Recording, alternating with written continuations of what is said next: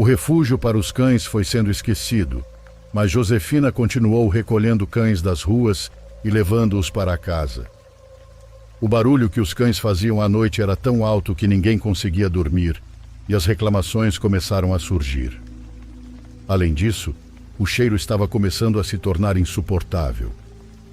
Josefina não dava atenção às reclamações e continuava como se nada estivesse acontecendo.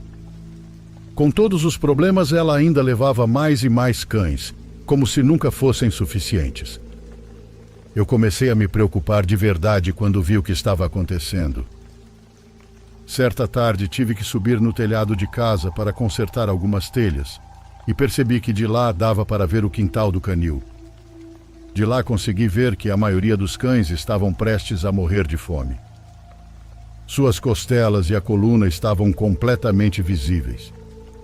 Também notei que havia uma área cheia de moscas e manchas que pareciam ser de sangue seco.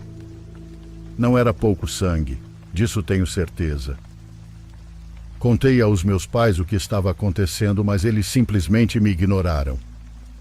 O único comentário que recebi do meu pai foi que, de qualquer forma, os cães teriam esse destino. Que vida esperariam vivendo nas ruas? Acabariam atropelados, doentes ou mortos de fome? Pelo menos presos não deixam a vizinhança com má aparência, ele disse. Ninguém acreditava em mim, ou melhor, ninguém se importava com o que acontecia com os animais.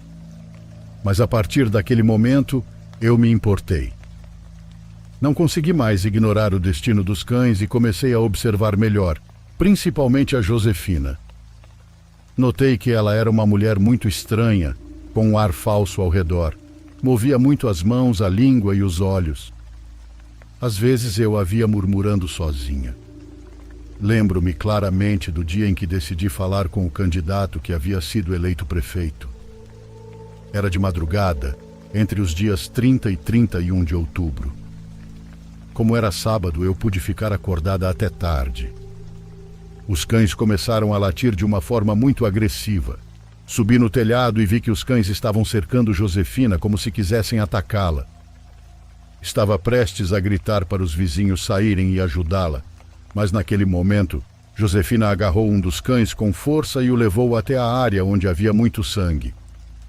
Sem hesitar, ela desferiu um golpe de machado no animal. Os outros cães estavam se defendendo. Fiquei paralisada de horror, sem conseguir me mover, gritar ou murmurar qualquer coisa. Em seguida, Josefina derramou o sangue do cão diretamente em sua boca. Eu não conseguia acreditar no que estava vendo, mas também não conseguia me mexer. Meu Deus! Eu nunca havia sentido um horror tão grande. Meu corpo literalmente parou de responder. Com toda a calma, Josefina esquartejou o corpo do animal, removendo a pele e colocando o sangue em um balde.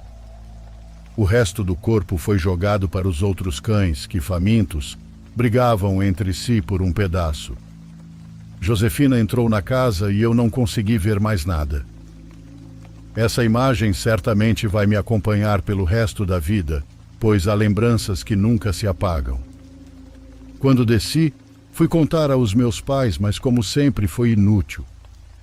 Fui repreendida e proibida de subir no telhado de novo. Fui para a cama, me cobri e ouvi os latidos dos cães a noite toda. Não consegui dormir. O domingo parecia eterno. Na segunda-feira, conversei com uma professora que gostava muito, por ser sensível tanto com os alunos quanto com os animais.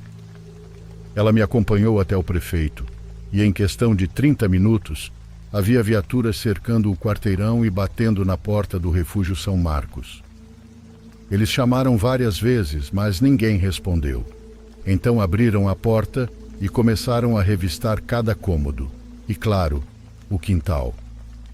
Com meus próprios olhos, vi muitos dos policiais, que sempre me pareceram duros e insensíveis, se emocionarem ao ver os cães à beira da morte, de tão magros que estavam.